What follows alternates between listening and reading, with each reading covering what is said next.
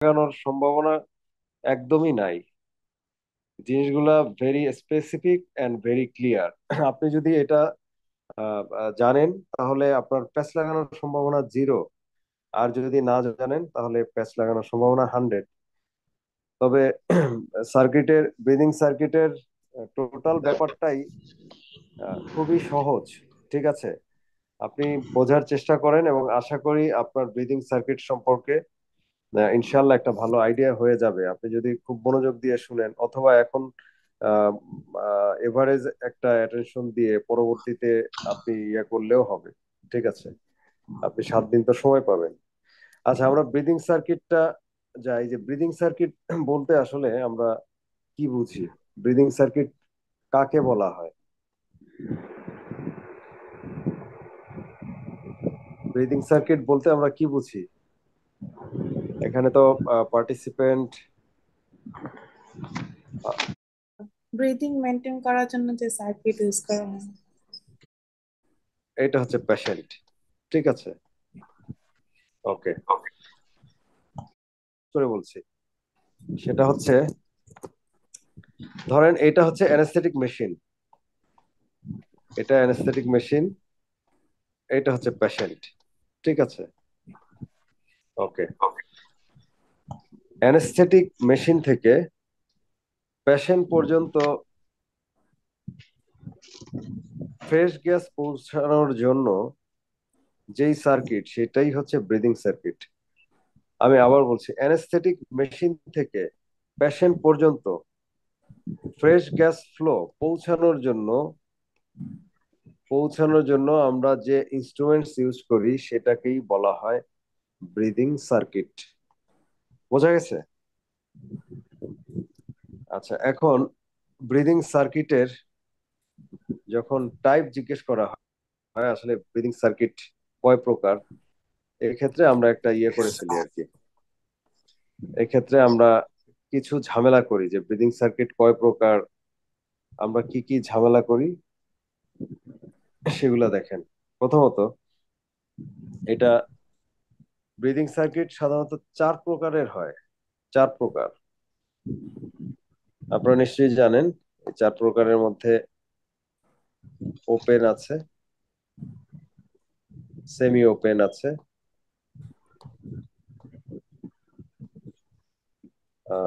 1 minute,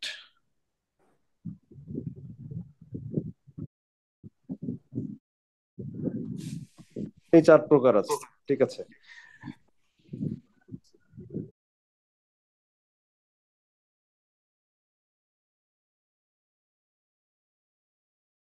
semi open আছে, যেই circuit patient. ঠিক আছে, আজমির বলতে পারবেন ব্রিদিং সার্কিট বলতে আমরা কি বুঝি? আপনি ইয়ে করলেও হবে। ঠিক আছে, আপনি 7 দিন তো সময় পাবেন। আচ্ছা, আমরা ব্রিদিং সার্কিটটা যাই, যে ব্রিদিং সার্কিট বলতে আসলে আমরা কি বুঝি, ব্রিদিং সার্কিট কাকে বলা হয়? ব্রিদিং সার্কিট বলতে আমরা কি বুঝি? এখানে তো পার্টিসিপেন্ট, আচ্ছা, ইয়ে বলেন তো, শাওলিন আজমির বলতে পারবেন ব্রিদিং সার্কিট? ঠিক আছে, আচ্ছা। আচ্ছা, আমি একটু সহজ করে বলছি।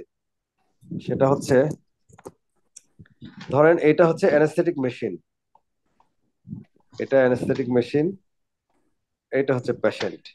ঠিক আছে, ওকে। অ্যানেস্থেটিক মেশিন থেকে পেশেন্ট পর্যন্ত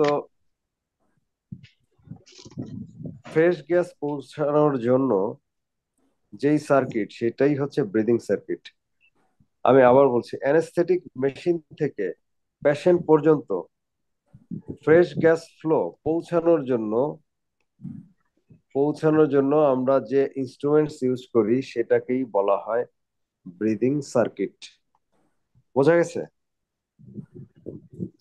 আচ্ছা, এখন ব্রিদিং সার্কিটের যখন টাইপ জিজ্ঞেস করা হয়, আসলে ব্রিদিং সার্কিট কয় প্রকার, এক্ষেত্রে আমরা একটা ইয়ে করে ফেলি আর কি।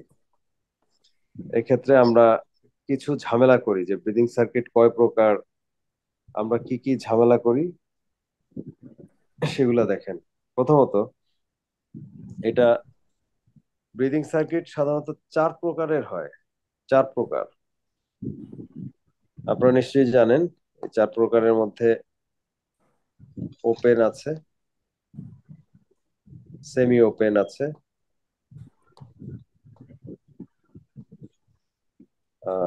1 মিনিট।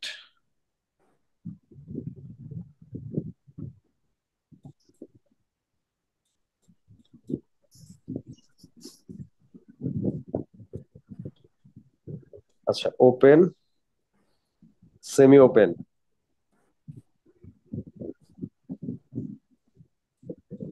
সেমি ওপেন,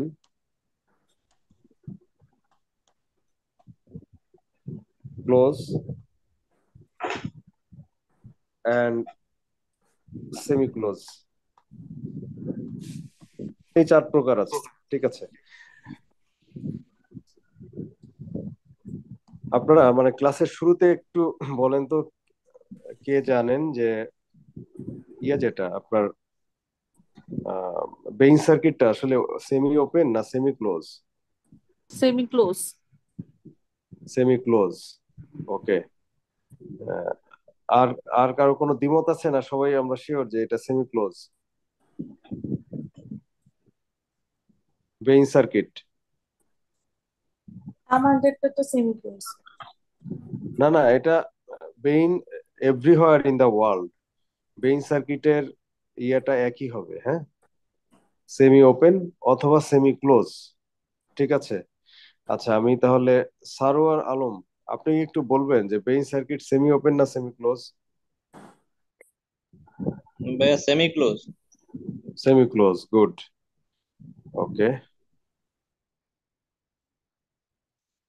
ঠিক আছে, বেইন সার্কিট সেমি ক্লোজ। দারুণ, সবাই খুব সুন্দরভাবে আনসারটা বলতে পারছেন।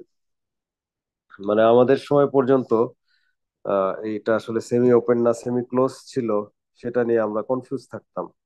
এখন হয়তো এই কনফিউশনটা কেটে গেছে, খুবই ভালো। কিন্তু আমার কথা হলো যে আপনারা সেমি ক্লোজ কেন বলছেন?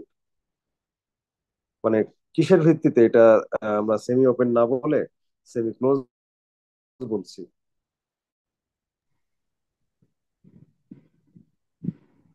Degree of rebreathing. Degree of rebreathing এর ভিত্তিতে সেমি ওপেন সেমি ক্লোজ বলা হয় না।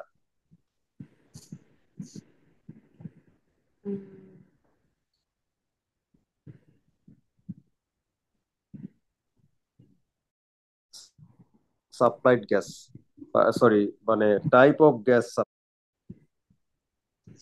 ওপেন সেমি ক্লোজ বলা হয় না।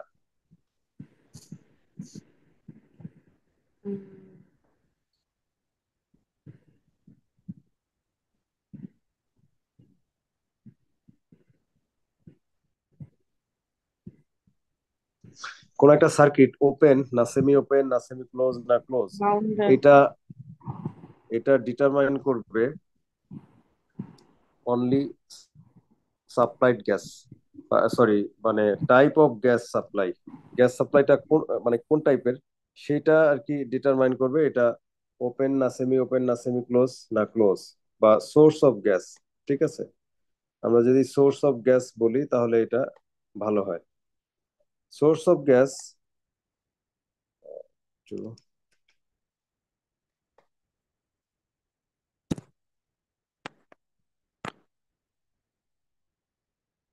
বলি ওপেন। ঠিক আছে, মানে অ্যাটমসফেয়ার থেকে গ্যাস,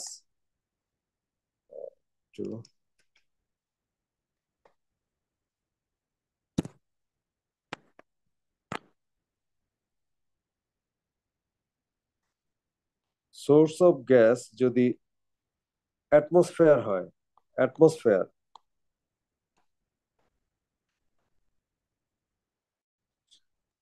তাহলে আমরা সেই সব সার্কিটকে বলি ওপেন। ঠিক আছে, মানে অ্যাটমসফেয়ার থেকে গ্যাস ইউজ করে যদি পেশেন্টকে অ্যানেস্থেসিয়া দেয়া হয়, বা অ্যাটমসফেয়ার থেকে অক্সিজেন ইউজ করে যদি পেশেন্টকে অ্যানেস্থেসিয়া দেয়া হয়, তাহলে আমরা সেসব সার্কিটকে ওপেন অথবা সেমি ওপেন বলি। ক্লোজ কোন সার্কিটকে বলবো? ক্লোজ বলবো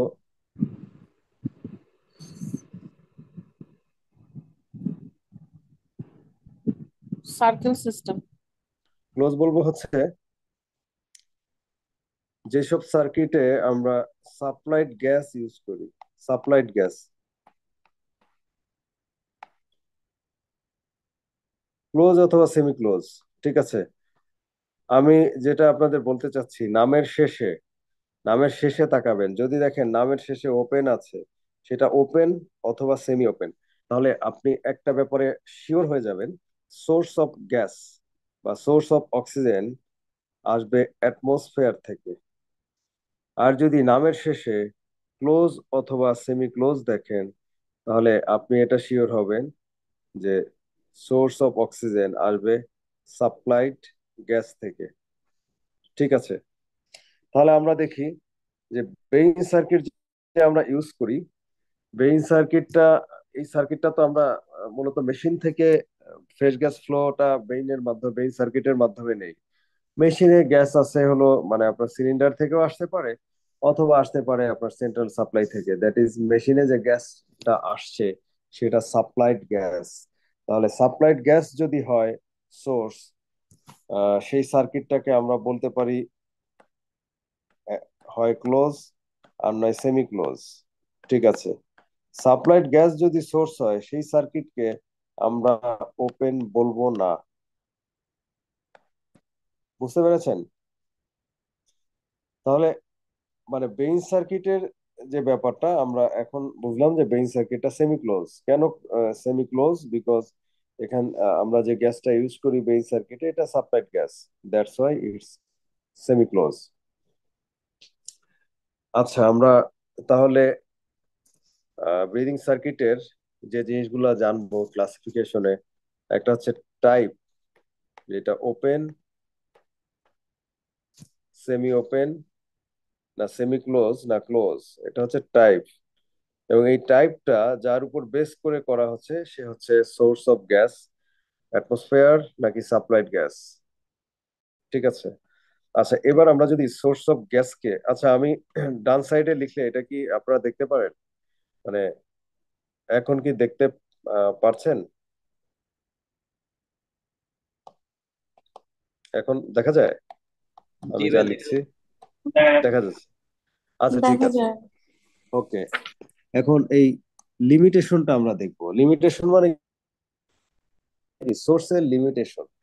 ধরেন অ্যাটমসফিয়ার থেকে যদি আমি অক্সিজেন ইউজ করি, এই অক্সিজেন কি সারা জীবনে আমি শেষ করতে পারবো? আমরা যদি অ্যাটমসফিয়ার থেকে অক্সিজেন ইউজ করি, অ্যাটমসফিয়ারের অক্সিজেন বলতে আমরা জানি যে আহ, আহ, বাতাসে 20% অক্সিজেন আছে। আমি এখন যদি বাতাস থেকে অক্সিজেন ইউজ করি, তাহলে তো এটা কখনোই শেষ হবে না, এবং এই সোর্সটা হবে আনলিমিটেড। ঠিক আছে, তো এই ওপেন অথবা সেমি ওপেনের যে সোর্স অ্যাটমসফেরিক এয়ার, সেটা সোর্সটা আনলিমিটেড। ক্লোজ অথবা সেমি ক্লোজের যে সোর্স সাপ্লাইড গ্যাস, এই সাপ্লাইড গ্যাসটা কেমন হবে বলেন তো? সোর্সটা লিমিটেড। লিমিটেড। ওকে, তাহলে আমরা জাস্ট তিনটা পয়েন্ট জেনে নিলাম। একটা হচ্ছে টাইপ অফ সার্কিট, 2 নাম্বার হচ্ছে সোর্স অফ গ্যাস, 3 নাম্বার হচ্ছে লিমিটেশন। আসলে কোনটা আনলিমিটেড কোনটা লিমিটেড। এবার আমরা 4 নাম্বার পয়েন্টে যাই। 4 নাম্বার পয়েন্ট হচ্ছে degree of free breathing. Degree of free breathing, rebreathing মানে কি বলেন তো? 4 নাম্বার পয়েন্ট হচ্ছে ডিগ্রি অফ রিব্রিদিং। মানে পেশেন্ট যে যেটা এক্সেল করবে সেটাই আবার এক্সেল নেবে। করে সেটাই যদি সে নেয়, তাহলে হচ্ছে আমরা এটাকে রিব্রিদিং বলি, ডিগ্রি অফ রিব্রিদিং। আচ্ছা আমি জাস্ট ওপেন ওপেন যে ইয়ে আছে সেটার একটা এক্সাম্পল আগে দিয়ে নেই, তাহলে আপনার ডিগ্রি অফ রিব্রিদিংটা ইজি হবে। ওপেন ব্রিদিং সিস্টেমের একটা এক্সাম্পল দেন তো, দেখি পারেন কিনা। Open breathing system. আগে যে রুমালের মধ্যে ক্লোরোফর্ম দিয়ে তোটা। আচ্ছা, এটা তো আপনি তো আসলে এইভাবে বলতে পারবেন না, আপনাকে যদি জিজ্ঞেস করা হয়। ক্লোরোফর্ম কিন্তু সেটাও না। ইথারের কথা কি আপনি বলতে যাচ্ছেন? Ether ether. Ether, yes, ether. Ether তাহলে এভাবে বলতে হবে যে open drop ether. Open circuit, open breathing system, নামের সাথেই তো ওপেন থাকবে, open drop ether. Open drop ether, এটা আপনি আমাদের পার ব্রুকে এটার ছবি দেখে নেবেন। তো ওপেন ড্রপ ইথার দিয়ে আগে কিভাবে দেয়া হতো, জাস্ট মুখের সামনে রুমাল টুমাল কিছু একটা ধরে ড্রপ বাই ড্রপ ইথার দেয়া হতো। পেশেন্ট যখন নাড়াচাড়া করতো এই ড্রপের পরিমাণটা বাড়ানো হতো, আবার পেশেন্ট যখন ডিপ থাকতো তখন ড্রপের পরিমাণ কমানো হতো। ওপেন ড্রপ ইথার, তো এইসব ক্ষেত্রে পেশেন্ট রেসপিরেশন নিত থেকে, রেসপিরেশন নিত অ্যাটমসফিয়ার থেকে, যে অক্সিজেন আছে সেই অক্সিজেন থেকেই সে রেসপিরেশন নিত। অতএব এটার সোর্স ছিল অ্যাটমসফিয়ারিক এয়ার। ঠিক আছে, এন্ড ইট ওয়াজ আনলিমিটেড। কিন্তু এটার সবচেয়ে বড় সমস্যা ছিল যে 20%-এর বেশি এটা আপনি ইনক্রিজ করতে পারছেন না। আচ্ছা, তাহলে ওপেন ড্রপ, এখন এই ওপেন ড্রপ ইথারে বাতাস খোলা জায়গা থেকে সে ইন্সপাইরেশন করছে এবং বাতাসে ছেড়ে দিচ্ছে, এখানে আর কি রিব্রিদিং হওয়ার কোনো সম্ভাবনাই নাই আর কি। ওপেন ড্রপ ইথার, এটা ডিগ্রি অফ রিব্রিদিং যদি বলা হয়, ওপেন ড্রপ ইথারে রিব্রিদিং নাই, জিরো, নীল। ঠিক আছে। সেমি ওপেন, সেমি ওপেনের একটা এক্সাম্পল হচ্ছে, আমরা জাস্ট ওপেনে যেমন রুমাল বা কাপড়ের মতো কিছু একটা মুখে দিয়ে তারপরে ড্রপ বাই ড্রপ ইথার দিয়েছি, সেমি ওপেনে আমরা এই রুমাল বা কাপড় এই টাইপের কিছু দিব না। এখানে একটা মাস্কের মতো ইয়ে থাকে, সেই মাস্কের মাধ্যমে আমরা অ্যানেস্থেসিয়া দিব। এই সেমি ওপেনের যে মাস্কটা, এই মাস্কের বানান সহ নামটা মনে রাখবেন, ঠিক আছে? এটার ইয়া বানানটা হচ্ছে শিমেল। এটার নাম জানেন তো আপনারা নাকি? চিনার শিমেল বুশ মাস্ক। ঠিক আছে, এটা সেমি ওপেন, শিমেল বুস্ক মাস্ক। এই আহ, বানানটা যেন মনে থাকে। ঠিক আছে, তো শিমেল বুস্ক মাস্ক এটা দিয়ে আমরা যদি পেশেন্টকে ইয়ে করি, ওকে যদি আমরা এটা দিয়ে অ্যানেস্থেসিয়া দিই, তাহলে পেশেন্টের কিছুটা কিছুটা রিব্রিদিং হবে। ঠিক আছে, কিছুটা রিব্রিদিং হবে, বাট রিব্রিদিংটা এত বেশি না, নেগলিজিবল।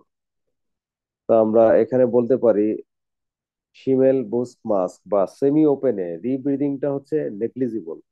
ওপেন ড্রপটা এভাবে আপনি মনে রাখেন না যে সে বাতাস থেকে নিচ্ছে, একদম ওপেনলি ছেড়ে দিচ্ছে, নো চান্স অফ রিব্রিদিং, রিব্রিদিং হবে না, নীল। বাট সেমি ওপেনে মাস্কটা মুখের কাছে আছে যেহেতু, কিছুটা রিব্রিদিং হবে, নেগলিজিবল রিব্রিদিং হবে। আমি 3 নম্বর ইয়েতে যাচ্ছি, সেমি ক্লোজ। সেমি ক্লোজ আমরা যে বেঞ্চ সার্কিট ইউজ করি, সেমি ক্লোজে কি রিব্রিদিং হয় কিনা? সেমি ক্লোজ, সেমি ক্লোজে রিব্রিদিং হবে?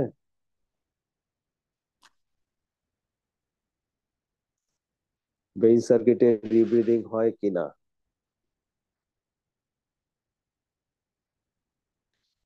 আমরা একটু পরে মেপেলসন ক্লাসিফিকেশন পড়বো, তখন আপনার মানে বিষয়টা আরো ক্লিয়ার হয়ে যাবে আসলে বেঞ্চ সার্কিটে রিব্রিদিং হয় কিনা। বাট আমি ওইটা পড়ার আগে জানতে চাচ্ছি, কেউ কি জানেন কিনা যে সেমি ক্লোজ লাইক বেঞ্চ সার্কিটে কি আপনার রিব্রিদিং হয় কি হয় না? হয় স্যার। হ্যাঁ, হয় স্যার। হয়। হয় ওকে, স্যার। রিব্রিদিং হয়, ঠিক আছে। এবং এখানে মানে ক্লাসিফিকেশনে এভাবে বলা আছে যে সেমি ক্লোজে রিব্রিদিংটাকে একসেপ্ট করা হয় আর কি, একসেপ্টেবল। এন্ড লাস্টে আপাতত এইটুকু মনে রাখেন, একসেপ্টেবল টুকু মনে রাখেন। ক্লোজ সার্কিটে ব্রিদিং যে ইয়েটা হবে রিব্রিদিং, এটা হবে কমপ্লিট রিব্রিদিং, কমপ্লিট।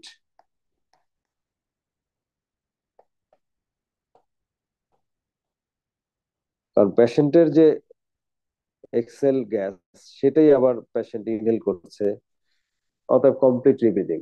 তবে হ্যাঁ, মানে দু একটা ক্লাসিফিকেশনে এইভাবে বলা আছে যে ক্লোজ সার্কিটে রিব্রিদিংটাকেও দু একটা ক্লাসিফিকেশনে বলেছে যে নো রিব্রিদিং। কেন?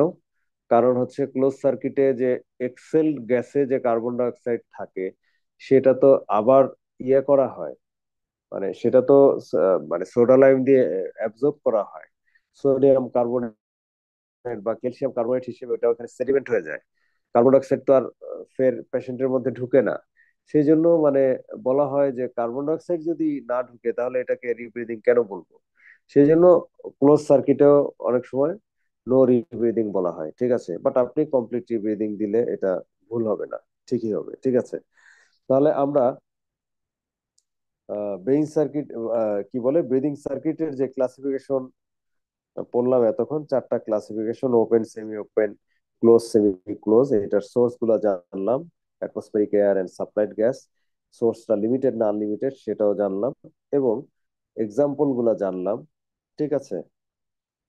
তো সেমি ক্লোজের এক্সাম্পল হচ্ছে, ম্যাপেলসন ব্রিদিং সিস্টেম। আমরা একটু পরে পড়বো। ম্যাপেলসন ব্রিদিং সিস্টেমে যতগুলা সার্কিট আছে সবগুলা সেমি ক্লোজ, ঠিক আছে। আর শেষে আছে হচ্ছে গিয়ে আপনার ক্লোজ সার্কিট। ক্লোজ সার্কিটে তো মানে close close semi close, close close circuit হচ্ছে ক্লোজ ব্রিদিং সিস্টেমের এক্সাম্পল। তো আমরা এই গ্রস যে ইয়াটা ক্লাসিফিকেশন সেটা জেনে নিলাম। এখানে কারো কোনো কোশ্চেন আছে কিনা? তা না হলে আমি এই যে জানলে অবশ্যই অবশ্যই কোশ্চেন করবেন। হুম।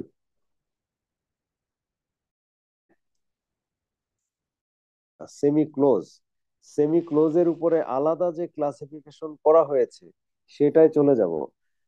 এইটুকু কি আমরা সবাই বুঝতে পেরেছি? আর না বুঝতে পারলে অবশ্যই অবশ্যই কোশ্চেন করবেন। হুম।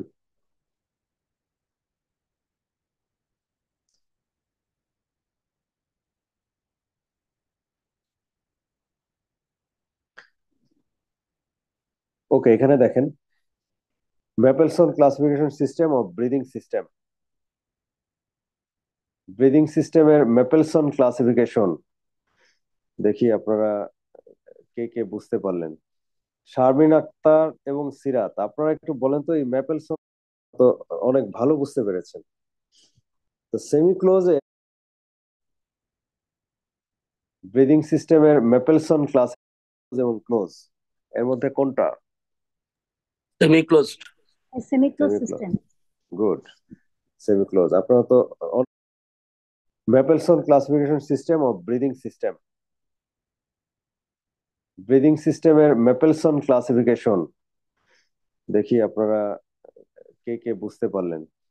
শারমিন আক্তার এবং সিরাত, আপনারা একটু বলেন তো এই ম্যাপেলসনটা আসলে কোন ব্রিদিং সিস্টেমের ক্লাসিফিকেশন? আমরা যে ব্রড চারটা পড়লাম, open, semi open, semi close এবং ক্লোজ, এর মধ্যে কোনটা? Semi closed. Semi close semi close, system. Good. Semi close. আপনারা তো অনেক ভালো বুঝতে পেরেছেন। তো সেমি ক্লোজে আমরা এই যে ম্যাপেলসন ক্লাসিফিকেশনে দেখেন A B C D E F, চার ছয়টা আর কি ইয়ে দেয়া আছে, ভাগ দেয়া আছে। এই যে যে ক্যাটাগরি করা হলো A B C D E F, এই ক্যাটাগরি কিভাবে করা হয়েছে আপনাদের মধ্যে কে বলতে পারবেন যে A B C D E F এই ক্যাটাগরাইজেশনটা কিভাবে করা হলো?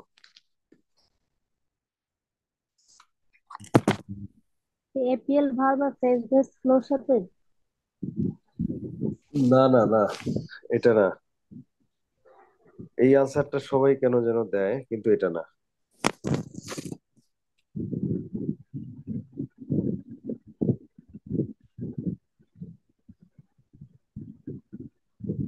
এই সিরাত বলতে পারবেন? সিরাত অথবা চয়ন ভৌমিক। আর রিজার্ভার বেগের উপর। Reservoir bag, no.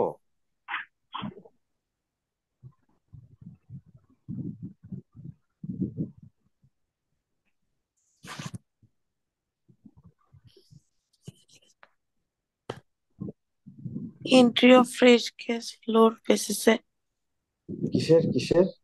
fresh gas flow basis এ entry ফ্রেশ গ্যাস ফ্লো এর বেসিসে। আচ্ছা, ফ্রেশ গ্যাস ফ্লো এর বেসিসে, হ্যাঁ আপনার উত্তরটা হয়েছে, কিন্তু আপনি হয়তোবা আরেকটু স্পেসিফিক হইতে হবে। ফ্রেশ গ্যাস ফ্লো এর বেসিসে কিভাবে করা হয় সেটা কি জানা আছে? না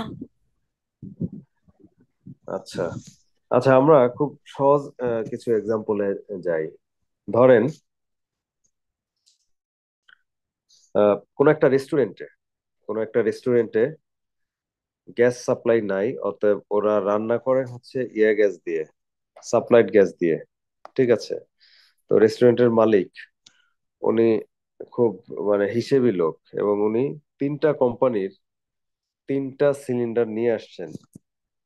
ঠিক আছে, তিনটা কোম্পানির তিনটা গ্যাস সিলিন্ডার এনেছেন, একই সাইজের তিনটা গ্যাস সিলিন্ডার এনে উনি আসলে দেখছেন যে কোনটা দিয়ে বেশি রান্না করা যায়। ঠিক আছে, কোনটা দিয়ে কোন ইয়াটা সাশ্রয়ী, কোন সিলিন্ডারটা সাশ্রয়ী। একটা সিলিন্ডার ইউজ করে উনি দেখলেন যে এভারেজ যদি রান্না করেন তো ওই সিলিন্ডারের গ্যাসে 3 দিন যাচ্ছে। আরেকটা সিলিন্ডারে উনি দেখলেন যে এভারেজ রান্না করলে ওই সিলিন্ডারের গ্যাসে 4 দিন যাচ্ছে। আরেকটা সিলিন্ডারে দেখলেন এভারেজ রান্না করলে ওই সিলিন্ডারের গ্যাসে, 3 নাম্বার যে সিলিন্ডারটা, এটা হচ্ছে গ্রেড এ, মানে এটা তার কাছে সবচেয়ে ভালো মনে হয়েছে, এই জন্য এটা হচ্ছে গ্রেড এ। 2 নাম্বার সিলিন্ডারটা এর পরবর্তীতে এটা গ্রেড বি, সাশ্রয়ী ইকোনমিক্যাল, অতএব এটাকে গ্রেড বি। এবং 3 নাম্বার এটা একদম মানে খুবই খারাপ অবস্থা, এটাকে গ্রেড সি, লেস ইকোনমিক্যাল, একদম খারাপ অবস্থা, খুব অল্পতেই গ্যাস শেষ হয়ে যাচ্ছে। ঠিক আছে, তাহলে এখন আমরা দেখবো যে এই যে যে এক্সাম্পলটা দিলাম সেই এক্সাম্পল থেকে আমরা আসি। ধরেন আমরা যে একটু আগে বলেছিলাম ম্যাপেলসন ক্লাসিফিকেশন বা ক্লোজ, সেমি ক্লোজ যে ব্রিদিং সিস্টেম আছে, এই সেমি সেমি ক্লোজ ব্রিদিং সিস্টেমে সাধারণত রিব্রিদিংটা আমি বলেছিলাম যে একসেপ্টেবল, এখানে একসেপ্ট করে নেওয়া হয়েছে রিব্রিদিং। ঠিক আছে, বাট রিব্রিদিং আমরা কখনোই চাই না, রিব্রিদিং আমরা চাই না। তো রিব্রিদিংটা আমরা সবসময় কি চাই, এটা প্রিভেন্ট করতে চাই। ঠিক আছে, রিব্রিদিংটা আমরা প্রিভেন্ট করতে চাই। আমরা জানি যে এটা রিব্রিদিং হবে, বাট আমরা রিব্রিদিংটা প্রিভেন্ট করব। ঠিক আছে, রিব্রিদিং প্রিভেন্ট করার মানে ওয়ান অ্যান্ড অনলি ওয়ে, এটা হচ্ছে ফ্রেশ গ্যাস ফ্লো যদি আমরা বাড়ায় দিই তাহলেই রিব্রিদিং প্রিভেন্ট হবে। Increase fresh gas flow, fresh gas flow বাড়াইলে রিব্রিদিং প্রিভেন্ট হবে। ঠিক আছে, তো এখন মানে আমরা যদি ম্যাপেলসন ক্লাসিফিকেশনে যাই বা সেমি ক্লোজ সিস্টেমে যাই, তাহলে এটার সোর্স যদি দেখি তাহলে দেখবো যে এটার সোর্স হচ্ছে সাপ্লাইড গ্যাস, এবং এইটার সোর্সটা যেহেতু সাপ্লাইড গ্যাস, অতএব এটার সোর্সটা লিমিটেড। এই লিমিটেড সোর্সের সাপ্লাইড গ্যাস নিয়ে আমরা যখন কাজ করব তখন আমাদের বেহিসেবি হলে হবে না, সেই ওই হোটেল মালিকের মতো আমাদের হিসেবি হতে হবে। কিরকম? আমরা রিব্রিদিং চাই না, সেই জন্য ফ্রেশ গ্যাস ফ্লো বাড়িয়ে রিব্রিদিংটা আমরা প্রিভেন্ট করি। তো ধরেন দুইটা সার্কিট, আপনাকে তিনটা সার্কিট দেয়া হয়েছে, তিনটা সার্কিটের একটা সার্কিটে আপনি দেখলেন, আমি আরেকটু স্পেসিফিক যাব আরেকটু পরে, আমি জাস্ট ঠিক ওই গ্যাস সিলিন্ডারের মতো কিছু এক্সাম্পল দিচ্ছি। ধরেন একটা সার্কিটে আপনি দেখলেন যে রিব্রিদিং প্রিভেন্ট করার জন্য আপনি যদি মিনিটে 7 লিটার ফ্লো দেন তাহলে এটা রিব্রিদিং প্রিভেন্ট করে। আর একটা সার্কিটে আপনি এরকম পেলেন যে রিব্রিদিং প্রিভেন্ট করার জন্য মিনিটে ফ্লো লাগছে 14 লিটার। আরেকটা সার্কিটে দেখা গেল রিব্রিদিং প্রিভেন্ট করার জন্য আপনি মিনিটে ফ্লো দেয়া হচ্ছে 21 লিটার, মানে 21 লিটার/মিনিট ফ্লো দিলে রিব্রিদিং প্রিভেন্ট হচ্ছে এই সার্কিটে। আর এটায় 14 লিটার দিলে রিব্রিদিং প্রিভেন্ট হচ্ছে, আর এটা 7 লিটার দিলে রিব্রিদিং প্রিভেন্ট হচ্ছে। তো এই তিনটা সার্কিটের মধ্যে কোন সার্কিটটাকে আহ, আপনাদের কাছে ইকোনমিক্যাল মনে হয়? কোন সার্কিটটা ইকোনমিক্যাল? 7 লিটার/মিনিট ফ্লো দিলে রিব্রিদিং প্রিভেন্ট হয় সেটা, নাকি 14 লিটার/মিনিট ফ্লো দিলে, নাকি 21 লিটার/মিনিট ফ্লো দিলে?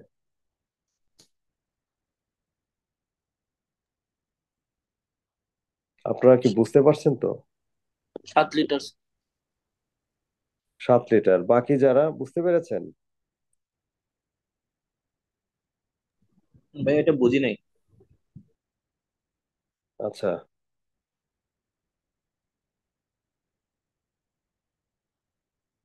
মানে আমি যেটা বলতে চাচ্ছি যে আমরা তো রিব্রিদিংটা চাই না, ঠিক আছে? পেশেন্টের রিব্রিদিং হোক, পেশেন্টের, আমরা এটা কখনোই চাই না। আমরা চাই এটাকে প্রিভেন্ট করতে। তো রিব্রিদিং প্রিভেন্ট করার জন্য অ্যানেস্থেসিওলজিস্টদের হাতে যে মেইন অস্ত্র সেটা হচ্ছে ফ্রেশ গ্যাস ফ্লো বাড়িয়ে দেয়া। আমরা যে রোটামিটার রোটামিটার দিয়ে আমরা ফ্রেশ গ্যাস ফ্লো করি না, বাড়াইতে পারি কমাইতেও পারি, ঠিক আছে? তো ফ্রেশ গ্যাস ফ্লো বাড়ায় দিয়ে রিব্রিদিং প্রিভেন্ট করা যায়। তো আপনাকে তিনটা সার্কিট দেওয়া হয়েছে, একটা সার্কিট দিয়ে আপনি রিব্রিদিং প্রিভেন্ট করতে হলে মিনিটে 21 লিটার অক্সিজেন আপনাকে ফ্লো দিতে হবে, ঠিক আছে? আরেকটা সার্কিটে রিব্রিদিং প্রিভেন্ট করতে হলে আপনাকে মিনিটে 14 লিটার ফ্লো দিলেই ওটা প্রিভেন্ট হয়। আরেকটা সার্কিটের কথা, একদম উপরের সার্কিট যেটা আমি বলেছি, সেটা রিব্রিদিং প্রিভেন্ট করার জন্য আপনি 7 লিটার ফ্লো দিলেই রিব্রিদিংটা প্রিভেন্ট হয়, ঠিক আছে? তাহলে আপনার কাছে কি মনে হচ্ছে কোন সার্কিটটা মোর ইকোনমিক্যাল? 7 লিটার যেটা এটা। আচ্ছা। আচ্ছা, এখন বুঝতে পেরেছেন তো? তাহলে জি আপনাকে জি। যদি ক্যাটাগরাইজ করতে বলা হয় যে আপনি গ্রেড এ গ্রেডের কোনটা, বি গ্রেডের কোনটা এবং সি গ্রেডের কোনটা, এই তিনটার মধ্যে যে মানে কালার যেটা, মানে সবুজ কালার যেটা, সেটাকে আপনি কোন গ্রেডে রাখবেন? এ গ্রেডে রাখবো। এ গ্রেডে, ইয়েস। আর pink colour? Pink colour B grade.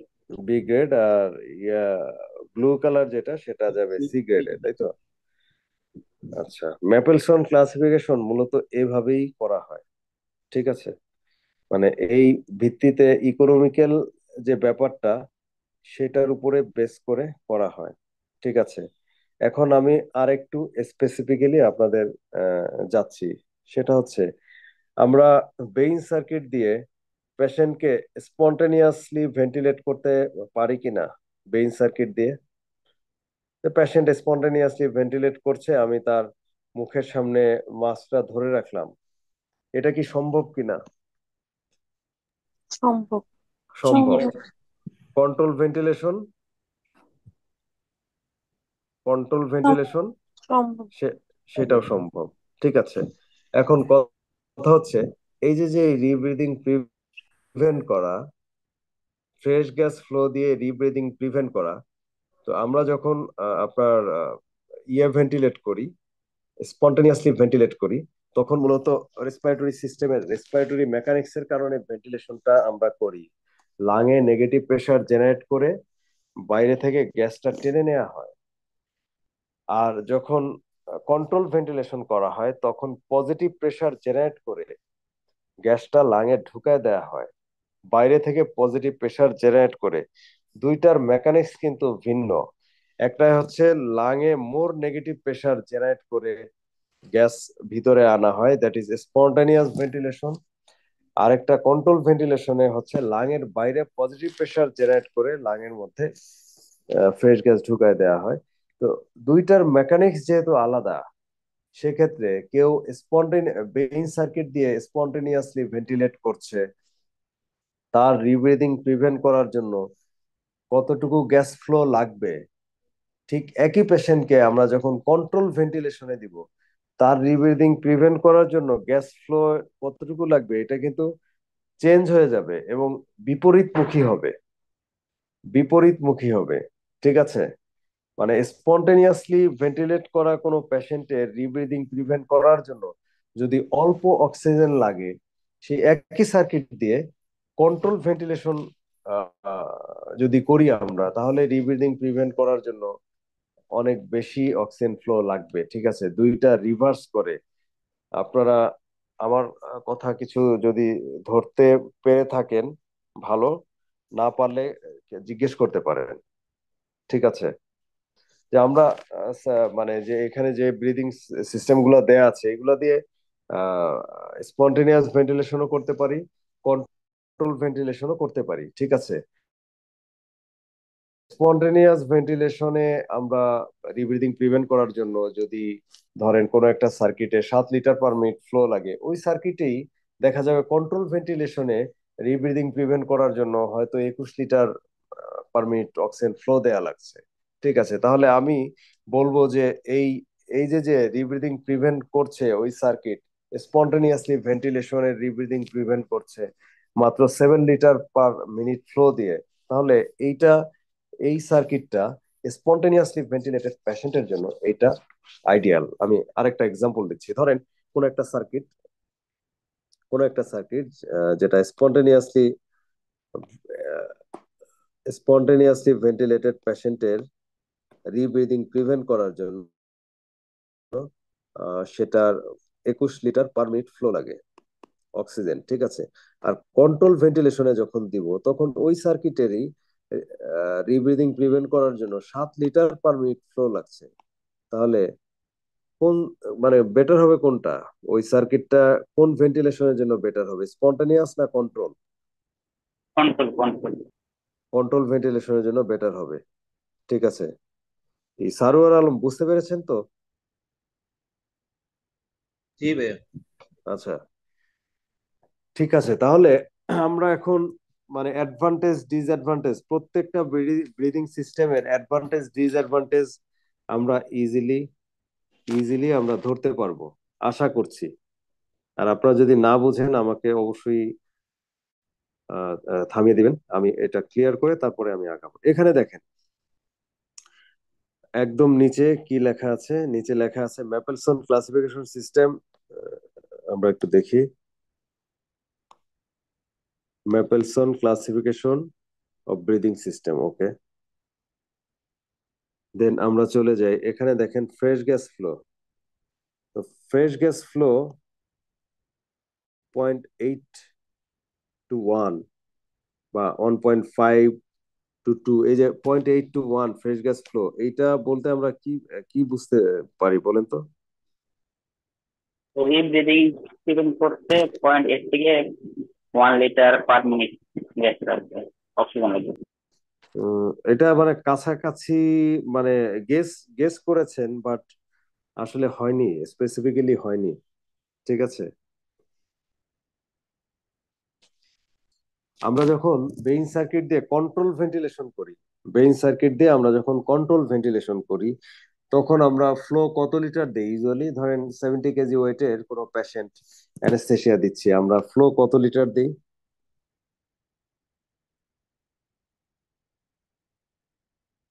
বেইন সার্কিট দিয়ে কন্ট্রোল ভেন্টিলেশন দিচ্ছি, 70 কেজি ওয়েটের কোনো পেশেন্ট, আমরা ফ্লো, ফ্রেশ গ্যাস ফ্লো কত লিটার পার মিনিট দিব? এটা তো আমরা রেগুলার কাজ করি। ফারজানা তাই আক্তার আমরা রুমা বলেন তো, ফারজানা আক্তার রুমা বলেন তো দেখি, আমরা কত লিটার পার মিনিট ফ্লো দিব?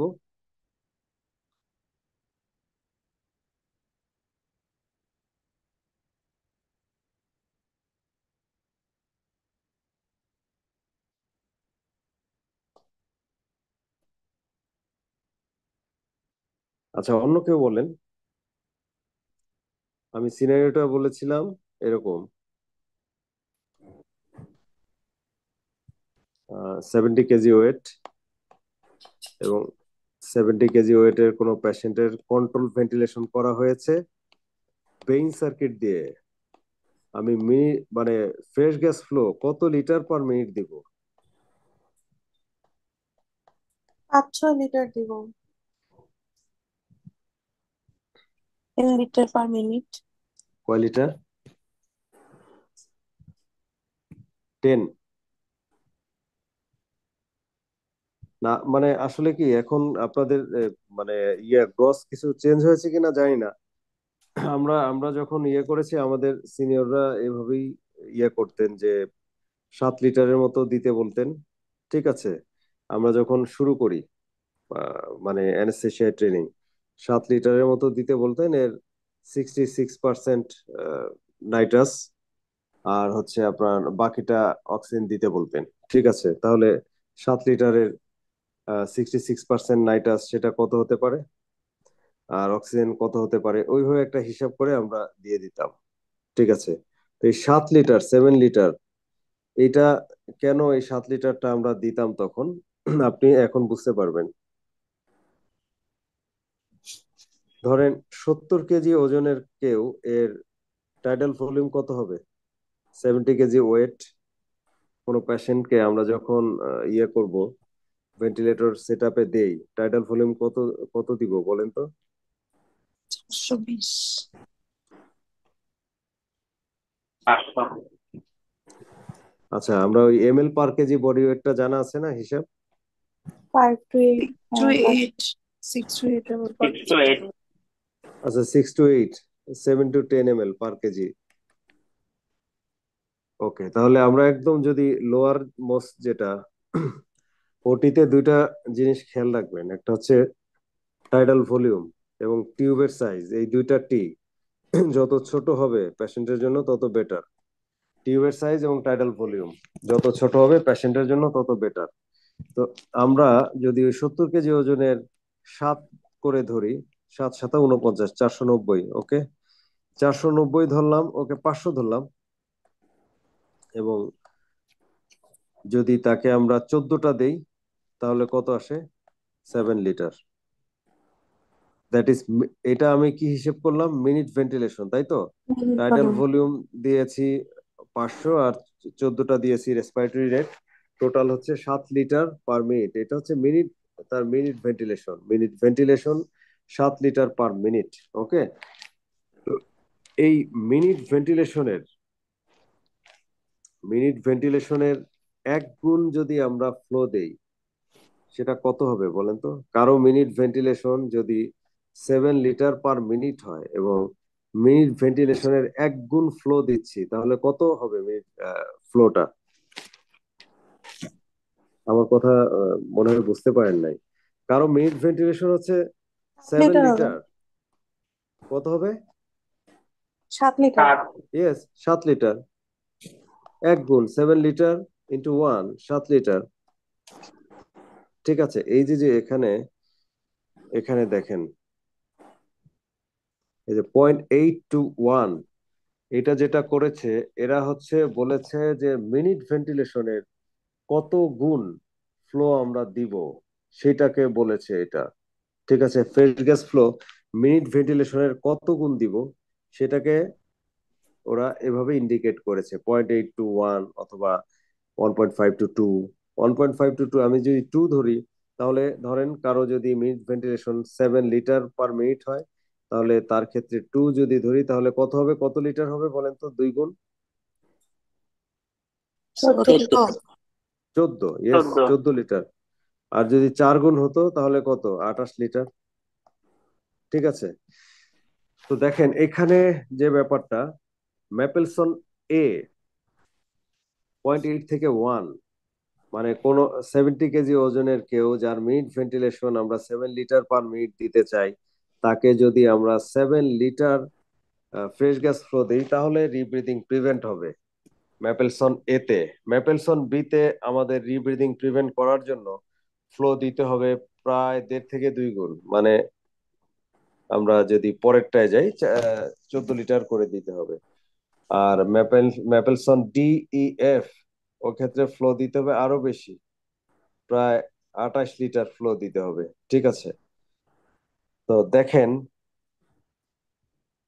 7 লিটার, 14 লিটার, আর একটা হচ্ছে 28 লিটার, কোনটা মোর ইকোনমিক্যাল? 7, 14 না 28? 7। 7। ওকে, 7 যদি মোর ইকোনমিক্যাল হয় তাহলে 7কে তো আপনার সম্মান করতেই হবে। সেই জন্য 7কে আপনি ক্যাটাগরাইজ করবেন এ তে। ওকে। আর যদি 28 আপনার কাছে লেস ইকোনমিক্যাল মনে হয় তাহলে ওকে ক্যাটাগরাইজ করবেন একদম শেষে।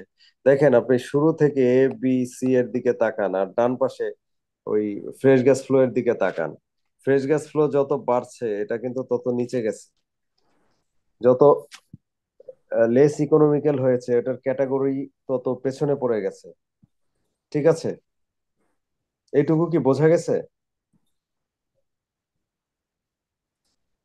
জি স্যার, আচ্ছা, তাহলে আমরা আরেকটু স্পেসিফিক্যালি যাই। এই যে যে আমি একটু আগে বলেছিলাম যে স্পন্টেনিয়াসলি ভেন্টিলেটেড পেশেন্টের আমরা যখন ইয়ে করব, মানে ব্রিদিং ইয়েটা দিব, স্পন্টেনিয়াসলি ভেন্টিলেটেড পেশেন্টের কোনো ব্রিদিং সার্কিট দিয়ে আমরা যখন ওকে অ্যানেস্থেসিয়া দিব, তখন তার ফ্রেশ গ্যাস ফ্লো প্রিভেন্ট করতে যতটুকু ফ্লো লাগবে একই সার্কিট দিয়ে যদি আমি কন্ট্রোল ভেন্টিলেশন দেই, ফ্লো একই রকম না। মানে যদি এখানে বেশি লাগে তখন কন্ট্রোলে কম লাগবে, কন্ট্রোলে বেশি লাগলে স্পন্টেনিয়াসে কম লাগবে, এরকম ব্যাপার থাকে।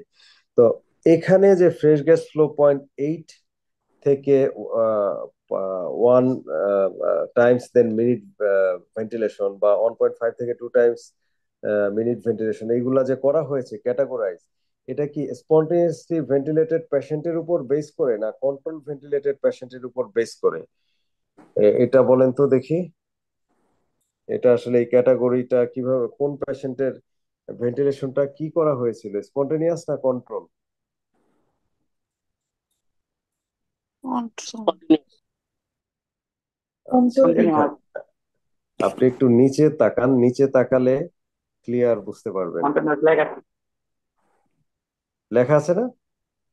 জি স্যার। এই তো লেখা এগুলা আছে। কিন্তু, এই বুদ্ধিগুলা খুব কাজে দেয়, এই যে এই চোরা বুদ্ধিগুলা খুব কাজে দেয়, লেখাই তো আছে। Fresh gas flow is the fresh gas flow required to avoid rebreathing. এই আমরা চলে যাচ্ছি। To avoid rebreathing during spontaneous ventilation quoted as multiple of minute volume. এই যে এখানে ক্লিয়ার কাট দেয়া আছে, ফ্রেশ গ্যাস ফ্লো মিনিট ভলিউমের সাথে মাল্টিপল করতে হবে এবং স্পন্টেনিয়াসলি ভেন্টিলেটেড পেশেন্টের ক্ষেত্রে।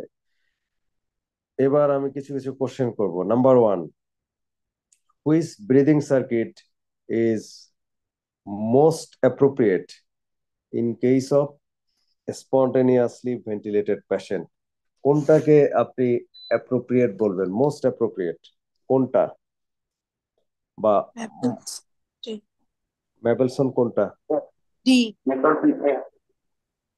ম্যাপেলসন ডি তে আপনার ফ্লো দিতে হবে প্রায় 28 লিটার। পারসন এ। ম্যাপেলসন এ। এবং এটা, হ্যাঁ হ্যাঁ, কোনটা?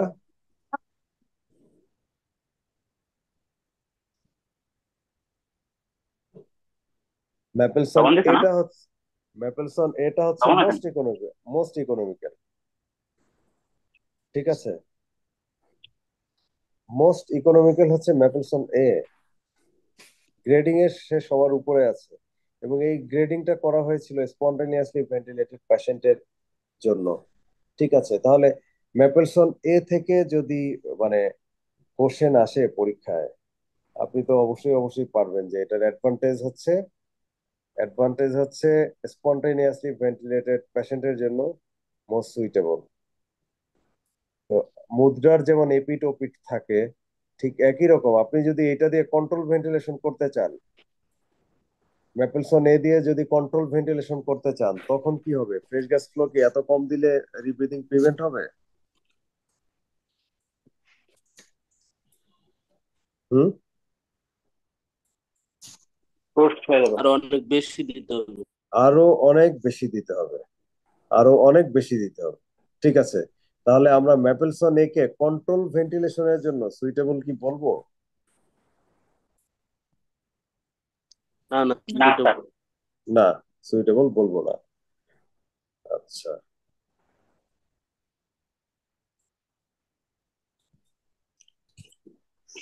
আচ্ছা বেইন সার্কিটটা দেখেন তো। বেইন সার্কিট দিয়ে আমরা যদি রিব্রিদিং প্রিভেন্ট করতে চাই তাহলে ফ্লো কতটুকু দেয়া লাগে? এটা ফারজানা আক্তার, রুমা আর নিশাত, আপনারা একটু বললেন তো যে আমরা যদি রিব্রিদিং প্রিভেন্ট করতে চাই ফ্লো কতটুকু দেয়া লাগে এখানে। এই এই এই যে চার্ট, এই চার্টের দাবি অনুযায়ী ফ্লো কতটুকু দিতে হবে?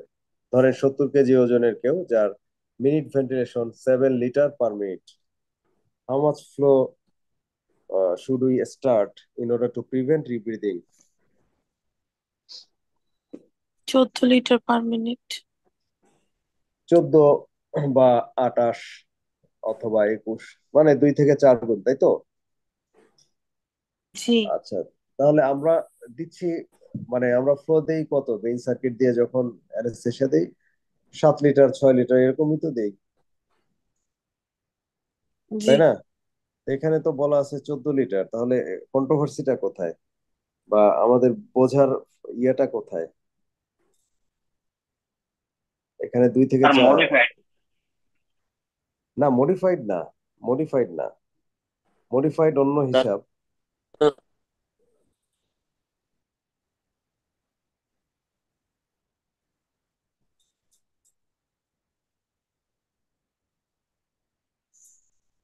এখানে বিষয়টা হচ্ছে যে আপনার এটা কি স্পন্টেনিয়াসলি ভেন্টিলেটেড পেশেন্টের জন্য না, নাকি এখানে যে 2 থেকে 4 মিনিট ভেন্টিলেশনের কন্টিনিউয়াস। স্পন্টেনিয়াসলি ভেন্টিলেটেড পেশেন্টের যদি আমরা রিব্রিদিং প্রিভেন্ট করতে চাই ম্যাপেলসন ডি দিয়ে, তাহলে আমাদের মিনিট ভেন্টিলেশনের 2 থেকে 4 গুণ অনেক বেশি ফ্লো দিতে হবে। কিন্তু কন্ট্রোল ভেন্টিলেশনের কোনো পেশেন্টের যদি রিব্রিদিং প্রিভেন্ট করতে চাই, যেহেতু স্পন্টেনিয়াসলি ভেন্টিলেটেড পেশেন্টের অনেক বেশি ফ্লো দেয়া লাগছে, কন্ট্রোল ভেন্টিলেটেড পেশেন্টের সেক্ষেত্রে আমাদের ফ্লোটা অনেক কম দিতে হবে। কন্ট্রোল ভেন্টিলেটেড পেশেন্টের ফ্লোটা আমরা মিনিট ভেন্টিলেশনের সমান, মানে ওয়ান টাইম দিলেই কন্ট্রোল ভেন্টিলেটেড পেশেন্টের রিব্রিদিংটা প্রিভেন্ট হবে ম্যাপেলসন ডি দিয়ে। আমার কথাটা কি বুঝতে পেরেছেন? জি, তাহলে বলেন বুঝতে তো, পারছি। যে ম্যাপেলসন নিশাত এবং ফারজানা আক্তার, রুমা, আপনারা বলবেন যে ম্যাপেলসন ব্রিদিং সার্কিট কোন পেশেন্টের জন্য সুইটেবল? স্পন্টেনিয়াসলি ভেন্টিলেটেড পেশেন্ট না control ventilated patient? Control ventilated patient. Continuous. Continuous. Spontaneous কে বললেন? Control ventilation. স্পন্টেনিয়াসে তো তার অনেক বেশি ফ্লো দেয়া লাগছে, আমি কি বোঝাইতে পারছি না? স্পন্টেনিয়াসে তার ফ্লো লাগছে প্রায় 14 লিটার বা 28 লিটার পার মিনিট, আর কন্ট্রোল ভেন্টিলেশনে তার ফ্লো লাগছে মাত্র 7 লিটার পার মিনিট। এখন আমাকে যদি কোনো, মানে হসপিটালে কাজ করতে বলা হয় এবং বলা হয় যে ভাই আপনি একটু একটু ইয়ে করে হিসাব নিকাশ করে অপচয় করেন না অক্সিজেনের, ঠিক আছে? তা আমি একটা সার্কিটে, যে সার্কিটে 21 লিটার পার মিনিট ফ্লো দিতে হয়, ঠিক আছে, আর একটা সার্কিটে দিতে হয় 7 লিটার পার মিনিট, এই দুইটার মধ্যে আমি কি 21 লিটারটা চয়েস করব? 7 লিটারটা চয়েস করব, যাতে অনেকক্ষণ চলে আর কি। বোঝা গেছে আমার কথাটা? জি।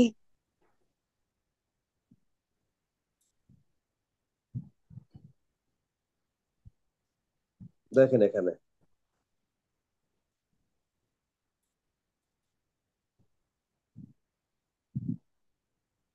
আপনার যে কোনো সার্কিট থেকে যদি কোশ্চেন আসে, আনসার এই এই চার্টের থেকে আপনি আনসার করতে পারবেন, যে কোনো সার্কিট থেকে। এখানে যে যে সার্কিট দেয়া আছে, ঠিক আছে, আমি একটা একটা করে যাচ্ছি। আমরা প্রথমে পড়েছিলাম ম্যাপেলসন। ওকে, তো এই ম্যাপেলসনটা আপনার কোন কোন পেশেন্টের জন্য সুইটেবল, একটু আগে আমি এটা আলাপ করেছি। স্পন্টেনিয়াস না কন্ট্রোল ভেন্টিলেশনের জন্য সুইটেবল, দেখেন এখানে দেয়া আছে ক্লিয়ার কাট, স্পন্টেনিয়াস ভেন্টিলেশনের জন্য সুইটেবল। কন্ট্রোল ভেন্টিলেশনের জন্য কি এটা সুইটেবল হবে, যেটা না। স্পন্টেনিয়াস এর জন্য সুইটেবল? না। মনে রাখবেন যে এই এই ইসের এখানে মুদ্রার এপিটোপিট বা ইনভার্স একটা রিলেশনশিপ আছে। কন্ট্রোল ভেন্টিলেশনের জন্য যেই সার্কিট সুইটেবল সেটা স্পন্টেনিয়াস এর জন্য আনসুইটেবল হবে, আর যেই সার্কিট স্পন্টেনিয়াস এর জন্য সুইটেবল সেটা কন্ট্রোলের জন্য আনসুইটেবল হবে। একটা ইনভার্স রিলেশনশিপ আছে, এটা খেয়াল রাখলেই হবে। ওকে, দেন কন্ট্রোল ভেন্টিলেশনের জন্য এটা সুইটেবল হবে না। ঠিক আছে।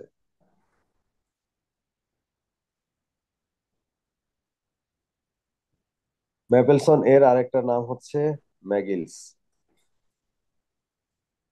ম্যাপেলসন এর আরেকটা নাম ম্যাগিলস, এবং ম্যাপেলসন এ কে যদি কোএক্সিয়াল করা হয় তাহলে তার নাম হচ্ছে ল্যাক।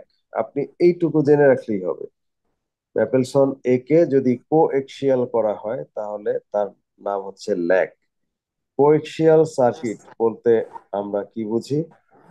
কোএক্সিয়াল হচ্ছে মানে এটার এক্সাম্পল হচ্ছে ঘরের ভেতরে ঘরের মতো আর কি, সার্কিটের ভিতরে circuit, that is coaxial circuit. যদি আপনি আপনি যে সার্কিটটা ইউজ করছেন যদি দেখেন যে সেই সার্কিটের ভিতরে আরেকটা সার্কিট লুকিয়ে আছে, তাহলে আপনি ওই সার্কিটের নাম দিবেন কোএক্সিয়াল সার্কিট। আমরা যে বেইন সার্কিট ইউজ করি ওটা দেখা যায় না, সবুজ যে ভিতরের সার্কিটটা সেটা তো ভিতরে থাকে আর বাইরে করোগেটেড একটা সার্কিট থাকে। তাহলে বেইন সার্কিটের যে মডিফিকেশন, সেই মডিফিকেশনের মাধ্যমে বেইন সার্কিটটা কি কোএক্সিয়াল হয়ে গেল না? ম্যাপেলসন বি এর মডিফাই করে আমরা বেইন করি, এটা কোএক্সিয়াল হলো না? কোএক্সিয়াল মানে বোঝা গেছে? সার্কিটের ভিতরে সার্কিট, ডাবল সার্কিট, কো অ্যাক্সিয়াল। তো এই ম্যাগিলসটা বা ম্যাপেলসন এ এটাকে যখন আমরা ম্যাপেলসন এ কে যখন আমরা কোএক্সিয়াল করি, মডিফিকেশন করি, সেটার নাম হচ্ছে ল্যাক। ওকে, আমরা চলে যাই ম্যাপেলসন ডি। ঠিক আছে, ম্যাপেলসন ডি কে যখন মডিফাইড করা হয় তখন তাকে বেইন সার্কিট বলে। এবং এই দেখেন বেইন সার্কিটের আমরা বেইন সার্কিটে আমরা কি কি ইয়ে পাবো আর কি। বেইন সার্কিটে এটা একটা কোএক্সিয়াল সার্কিট, আমরা জানি সেটা। অ্যাডভান্টেজ কি কি হবে বলেন তো, যে বেইন সার্কিটটা আসলে কি আমরা এটা স্পন্টেনিয়াসলি ভেন্টিলেশনের জন্য সুইটেবল না কন্ট্রোল? কন্ট্রোল। এখানে ক্লিয়ার কাট দেয়া আছে মোর এফিশিয়েন্ট ফর কন্ট্রোল ভেন্টিলেশন, আর এটা less efficient for spontaneous ventilation. ঠিক আছে, এবং এখানে একটা অসুবিধা হলো, যদি কোনো কারণে ইনার টিউবে মানে ভিতরের দিকে ক্র্যাক হয় বা ডিসকানেকশন হয় তাহলে এটা আমরা বুঝতে পারবো না। বাইরে যেমন যদি কোনো কিছু হয় ইজিলি বোঝা যায়, ভিতরে যদি কোনো ভিতরের টিউবে যদি কোনো ডিসকানেকশন হয়, কোনো ক্র্যাক হয়, সেটা বাইরে থেকে বোঝাটা মুশকিল হবে বেইন সার্কিটে। ঠিক আছে, এটা একটা ডিসঅ্যাডভান্টেজ। ওকে, আমরা একটু প্রিভিয়াস ইয়েতে যাই। আচ্ছা, এটা আগে শেষ করি, তারপরে আমি প্রিভিয়াস ইয়েতে যাচ্ছি। ম্যাপেলসন ই তে দেখেন, ম্যাপেলসন ই ম্যাপেলসন ই এর চেহারাটা আমরা পেছনে যাই, পেছনে গিয়ে দেখি।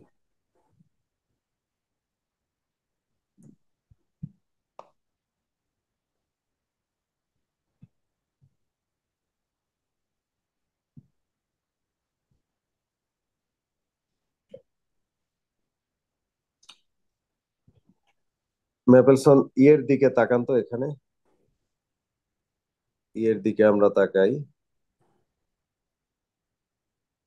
ইর চেহারাটা পরিচিত মনে হয়?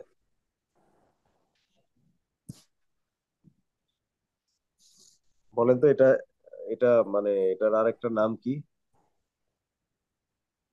এটাকে কি চেনা যায় কিনা? টিপিস।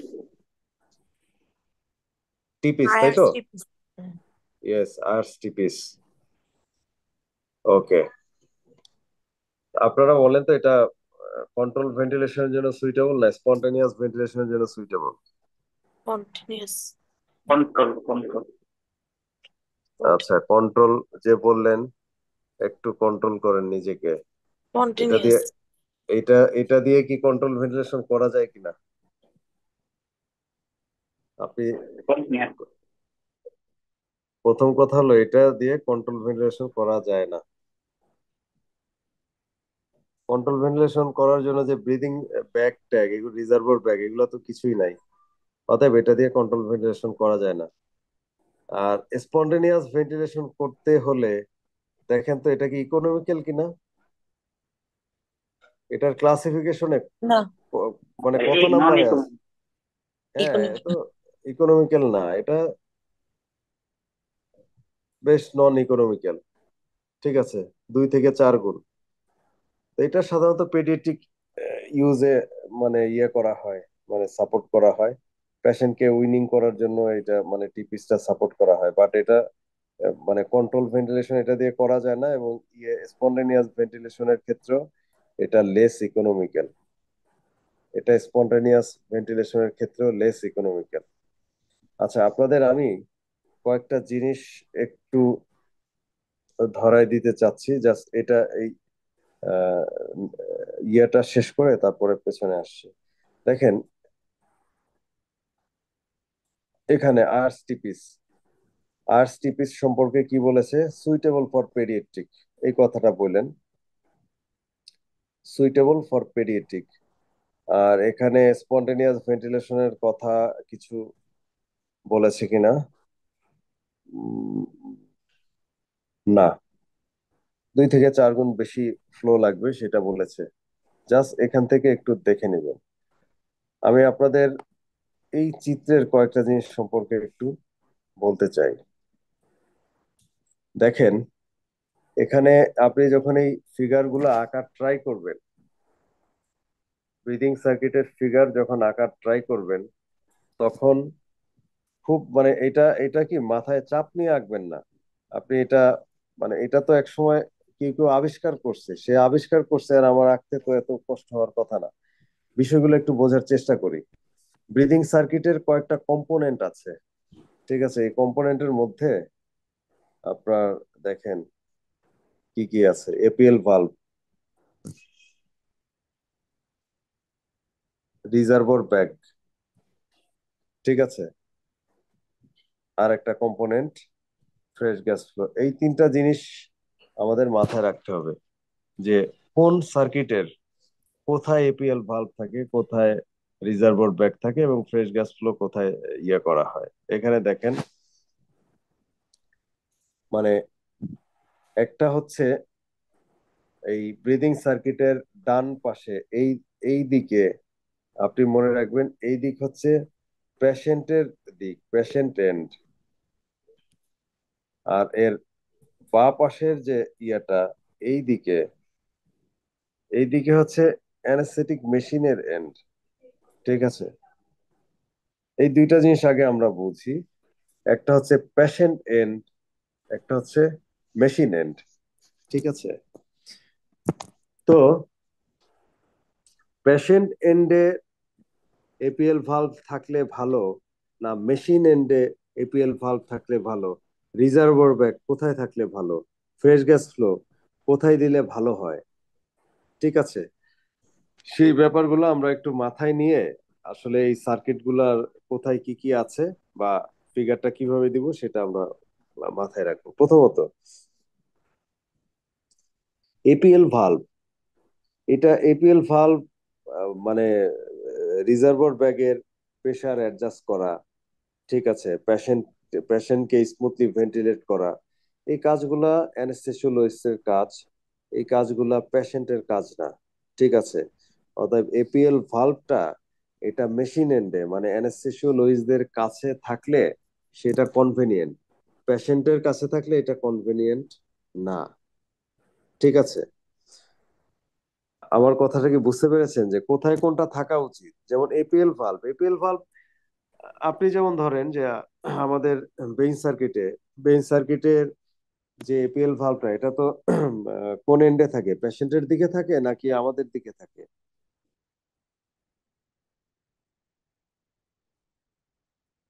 আমাদের দিকে থাকে রিজার্ভার আমাদের ব্যাগের। আমাদের রিজার্ভার ব্যাগের আমাদের কাছে। দিকে থাকে। হ্যাঁ, রিজার্ভার ব্যাগের কাছে আমাদের দিকে থাকে। ঠিক আছে, আমাদের দিকে থাকে, এটাই হওয়া উচিত, it should be. APL valve আমাদের কাছে থাকবে, ঠিক আছে।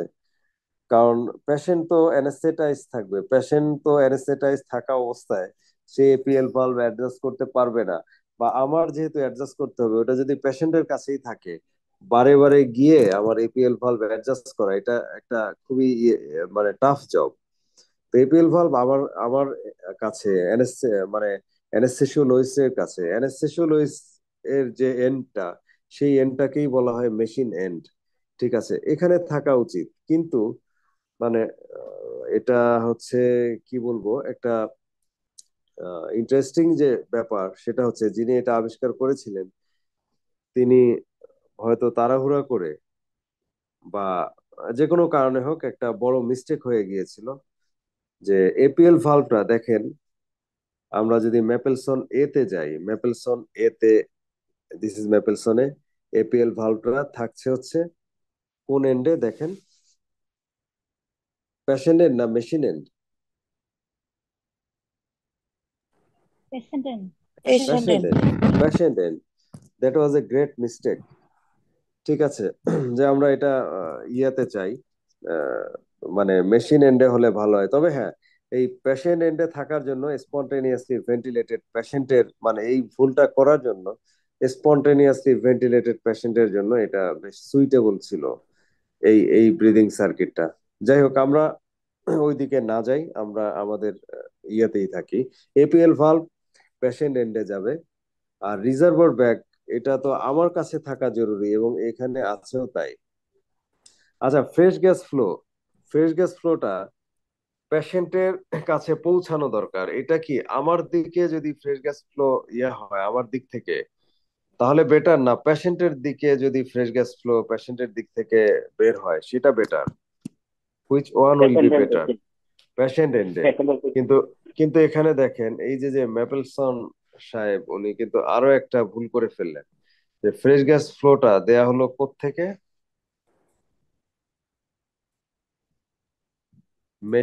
মানে মেশিন এন্ড থেকে, আমার দিক থেকে। আমার কথা কি বুঝতে পেরেছেন? এখানে এই যে ফ্রেশ গ্যাস ফ্লো কোথায়, মেশিনের কাছাকাছি, মেশিন এন্ডে।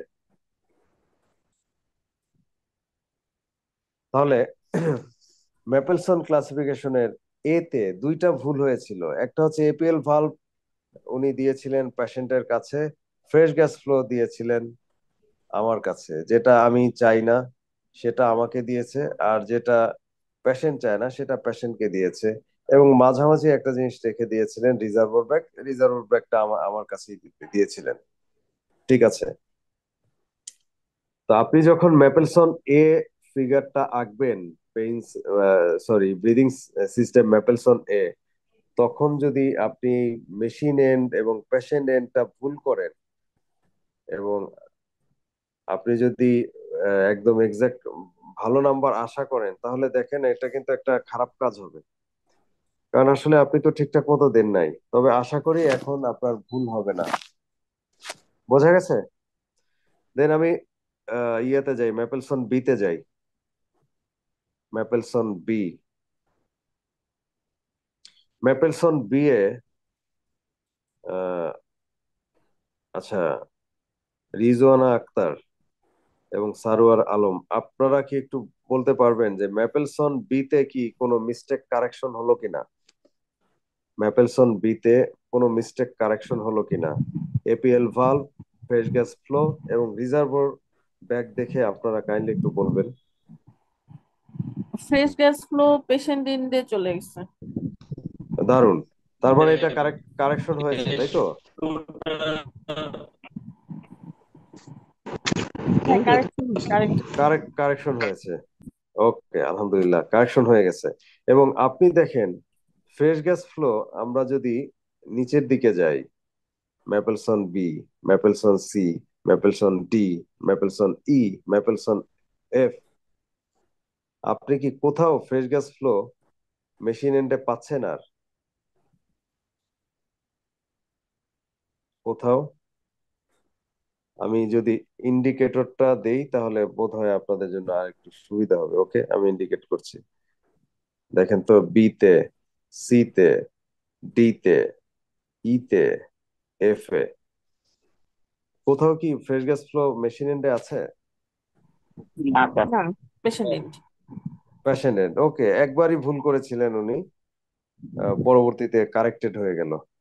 ঠিক আছে, তার মানে এটা হচ্ছে ওই ইয়ের মতো যে ন্যাড়া কিন্তু একবারই বেলতলায় গেছে। ওকে, আমরা এবার পরের পরের ইয়েতে যাই। দেখেন তো এপিএল ভালভটা বিতে কারেক্টেড হয়েছে কিনা। বিতে কারেক্টেড হয়েছে? না, কারেক্টেড না। হয় নাই, পেশেন্টের কাছেই আছে। সিতে?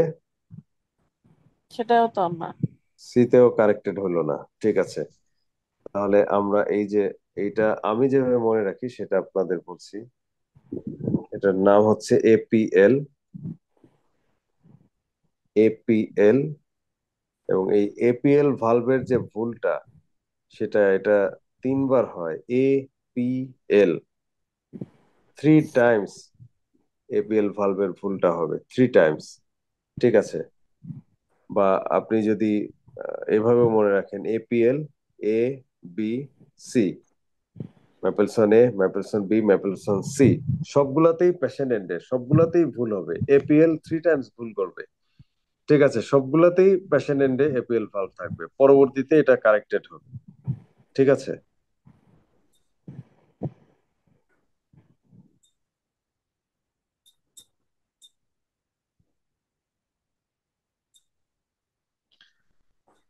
আচ্ছা দেখেন তো এই যে আপনার ম্যাপেলসন, ম্যাপেলসন ই এর দিকে তাকান, আপনাদের একটা জিনিস দেখাই। ম্যাপেলসন ই, ম্যাপেলসন ই এর সাথে যদি আপনি একটা এপিএল ভালভওয়ালা ব্যাগ ইয়ে করে দেন, এপিএল ভালভওয়ালা রিজার্ভার ব্যাগ আপনি ম্যাপেলসন ই এর সাথে ইনকর্পোরেট করেছেন, একটা রিজার্ভার ব্যাগ যাতে এপিএল ভালভ আছে। ঠিক আছে, তাহলে এই যে যে এই সার্কিটটা, এই সার্কিটটা দেখতে কার মতো হয়ে গেল? বেন সার্কিটের মতো। Yes, Mapleson D, Mapleson D. আর আপনি যদি এখানে একটা সার্কিট অ্যাড করেন, একটা মানে ব্যাগ অ্যাড করেন, যেই ব্যাগে এপিএল ভালভ নাই, ঠিক আছে, এপিএল ভালভ ছাড়া একটা ব্যাগ অ্যাড করে দিলেন, তাহলে এই সার্কিটটা মানে কার মতো দেখতে হয় দেখেন? F. Mapleson F, Mapleson F. আমরা যে পেডিয়াট্রিক যে সার্কিট গুলা পাই, এগুলা সব Mapleson F, Jackson Rees modification, Mapleson F, Jackson Rees modification. ঠিক আছে, এই এখানে দেখি জ্যাকসন রিজের ইয়েটা এখানে দেয়া আছে।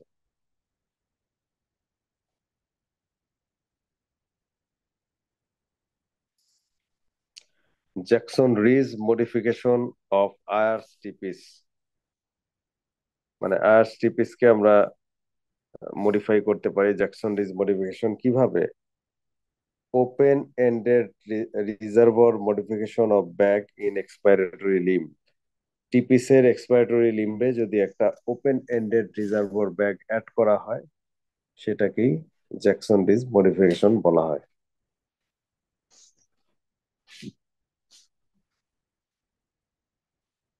এটা বুঝি নাই। আচ্ছা, দেখাচ্ছি।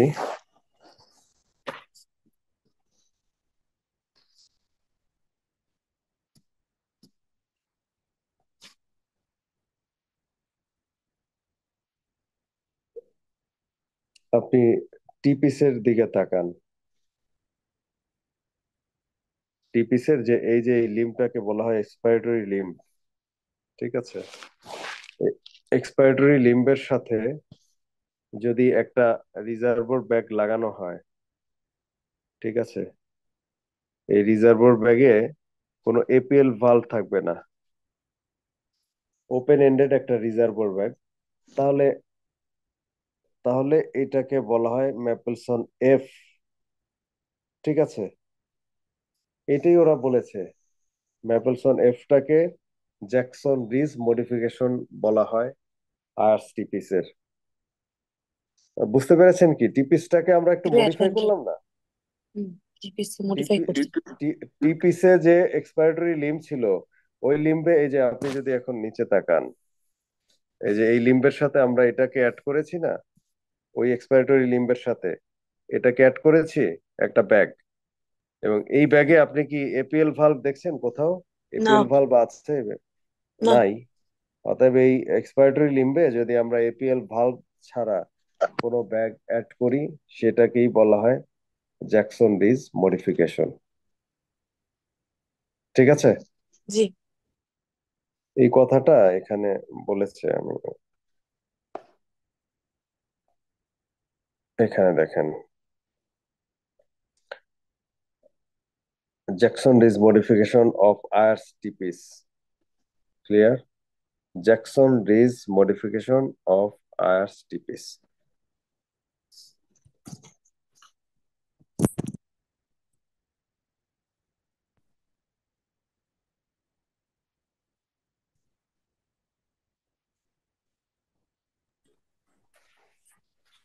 পেডিয়াট্রিক্স এ তাহলে ম্যাপেলসন ই আর ম্যাপেলসন এ দুইটাই ইউজ করা যায়, আর এই ইয়েস। দুইটার ক্ষেত্রে এপিএল ভালভ নাই। কিন্তু স্যার হ্যাঁ, আমরা হ্যাঁ। ইউজ করি তো এপিএল ভালভ আছে। আচ্ছা, এখানে জ্যাকসন রিজের যেটা, সেটা মানে এপিএল ভালভ না থাকারই কথা, ওপেন এন্ডেড। এখানে আমি মানে বইয়ের যে সেটা দেখাচ্ছি। কাস্টমাইজ তো অনেকভাবে অনেক কিছু করা হয়। Open ended reservoir modification of bag in expiratory limb. ঠিক আছে? এখন যেগুলা কিছু কিছু কাস্টমাইজ করা হয় আর কি। কিন্তু যেটা শর্ত, যেটা ওখানে open ended reservoir modification of bag, এই কথাটাই বলা আছে। ওকে, তাহলে আমাদের ব্রিদিং সিস্টেম কমপ্লিট, নাকি কারো কোনো কোশ্চেন আছে?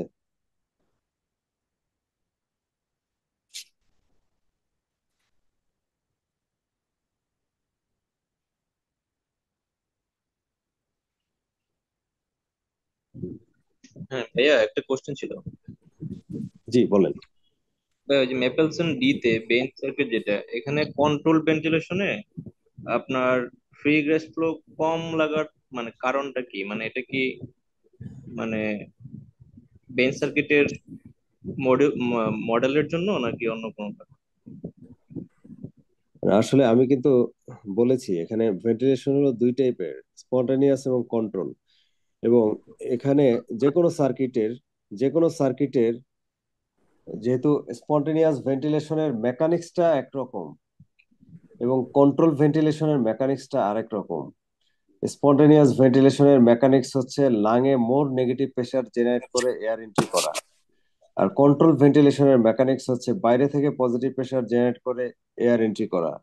তো এই ক্ষেত্রে দুইটার মেকানিক্সই তো আলাদা। সেজন্য আপনি একই সার্কিট দিয়ে যদি দুই ধরনের ভেন্টিলেশন করেন, স্পন্টেনিয়াস এবং কন্ট্রোল, তাহলে দেখা যাবে যে আপনার মেকানিক্স চেঞ্জ হয়ে যাওয়ার জন্য দুই ধরনের চ্যালেঞ্জের মুখে পড়বে ওই সার্কিট। ঠিক আছে? কোনোটায় দেখা যাবে যে হ্যাঁ, তার লাংয়ে মোর নেগেটিভ প্রেসার জেনারেট হয়, তার জন্য সুবিধা হয়েছে, সেক্ষেত্রে স্পন্টেনিয়াসলি ভেন্টিলেশনের জন্য ওটা মিনিট ভেন্টিলেশন কম লাগবে।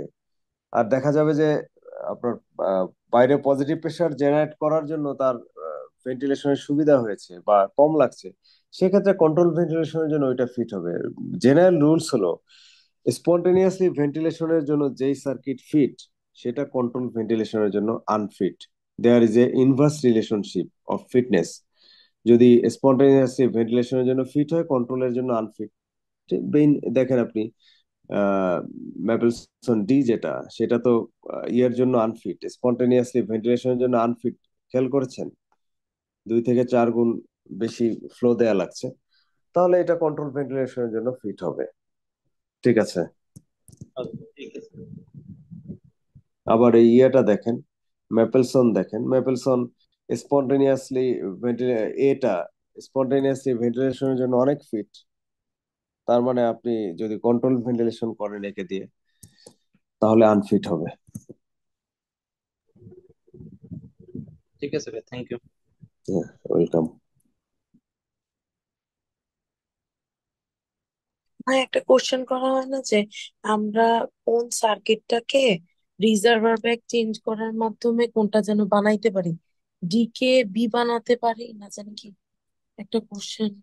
আচ্ছা, ওটা স্পেসিফিক কোনো ইয়ে থাকলে মানে আমি আসলে স্পেসিফিক কোনো ইয়ে থাকলে বলেন। হ্যাঁ, কোশ্চেনটা আর কি আমি বুঝতে পারি নাই। নেক্সট ক্লাসে স্পেসিফিক করবো কিনা।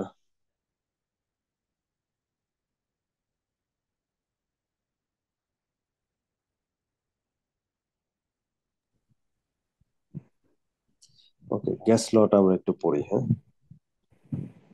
আচ্ছা, আমার মনে হয় আমরা 5 মিনিট একটু ব্রেকে যাই, ব্রেক থেকে এসে আমরা গ্যাস লটা